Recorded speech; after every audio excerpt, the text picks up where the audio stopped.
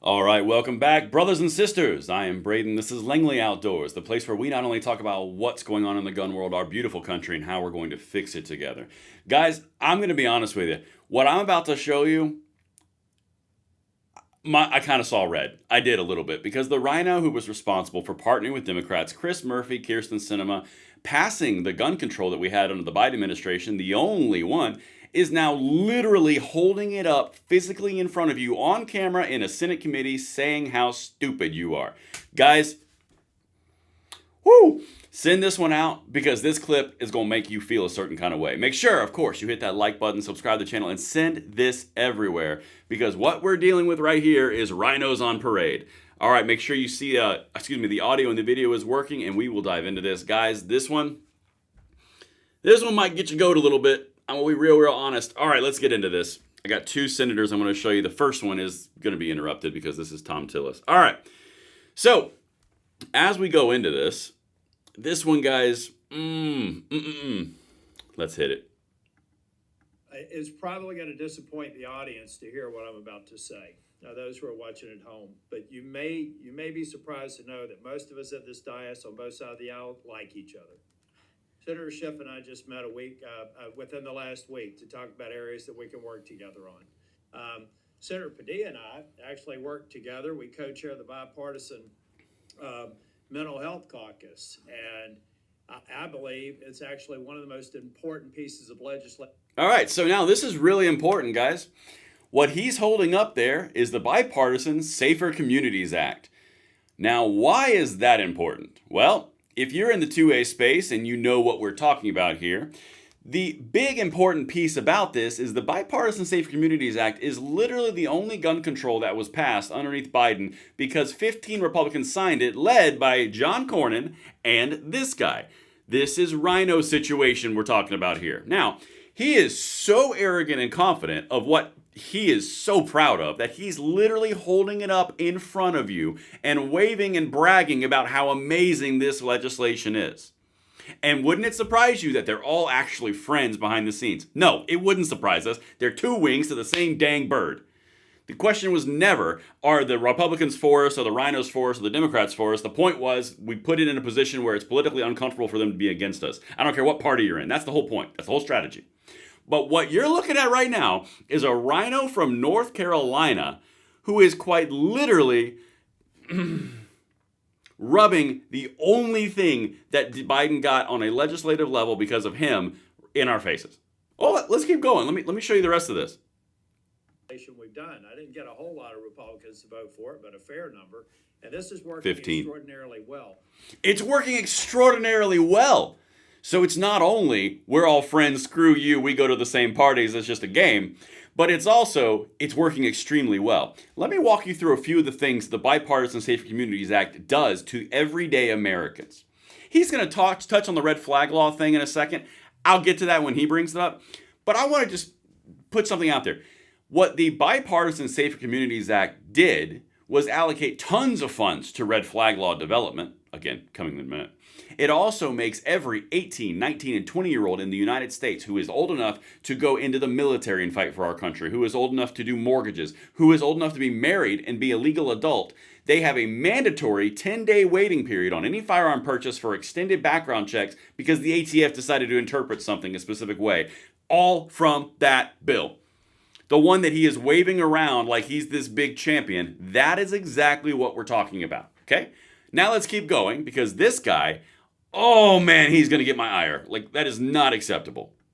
Would you commit to me to go into the Nix Center in West Virginia and just see how extraordinary this has come to be and how it hasn't resulted in a mass confiscation of guns? It hasn't resulted in a propagation of red flag laws. In fact, the plain text of the legislation is not allowing money to flow to states, unfortunately, including Florida, that we believe have not gotten the due process right quite yet. Okay. Do you guys remember when we literally covered multiple stories explaining how the red flag law funding in the Bipartisan Safe Communities Act was already being spent by every state, whether they had due process or not? Do you also remember that this is the guy who went on CBS News talking with Kirsten Sinema, Chris Murphy, and himself, and a CBS anchor saying that, well, we couldn't do this without due process. And the guy goes, yeah, it's a tricky business. No, it's not a tricky business. That's who we're talking about right here. And he's sitting here saying, well, why don't you go to the ATF or the FBI Center in West Virginia and talk about how amazingly incredible the Bipartisan Safer Communities Act is infringing on the rights through the ATF. Bump this guy. And that's being polite. All right, so we're always polite on here. Let's keep going. There's even more about the red flag laws. Then I'll get to the next guy. We would actually fund red flag laws that make sense. This is what bipartisanship produces.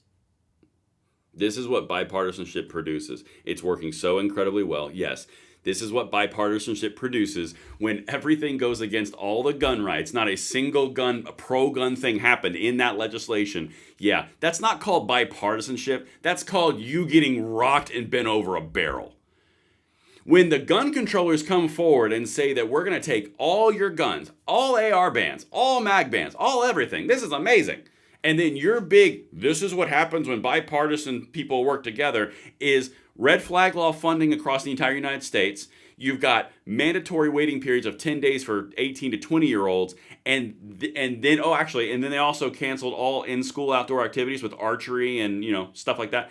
This is your idea of when bipartisan people work together. No, they asked for the moon. You gave them like a star. And now you're like, look how good I did.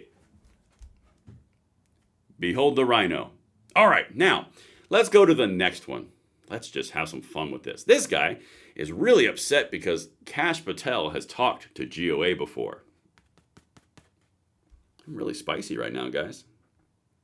An association I can observe between Mr. Patel and Gun Owners of America, a group staunchly opposed to firearm regulation. Yeah. A group that Mr. Patel addressed in August. Yeah, we did. And a group that in December issued a press release applauding his nomination to be FBI director. Yep. And guess what? I spoke at that same conference. And guess what? Kash Patel did a great job. And I also spoke with Kash Patel after that. Solid guy. But now, this is how you know that you're over the target. When you've got California senators actually bringing up by name GOA and not mentioning NRA at all, yeah, GOA is making some moves.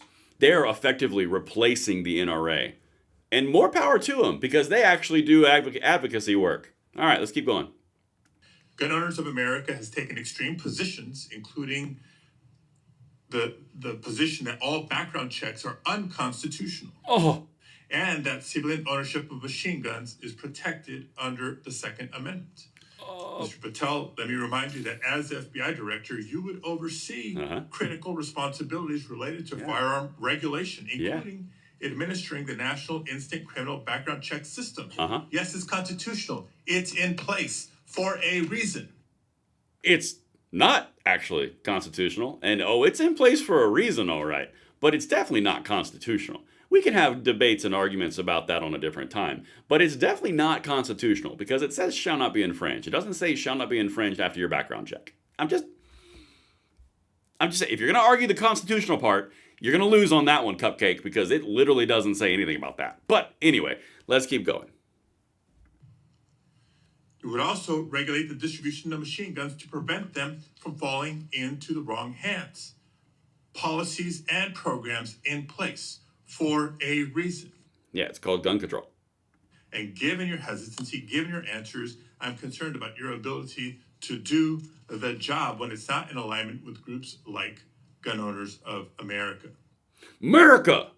That's exactly the point. And that will conclude this live. GOA is making moves. Tom Tillis from North Carolina is a RINO of the highest order, so tone deaf to what he's actually done to the American people that he brags about it.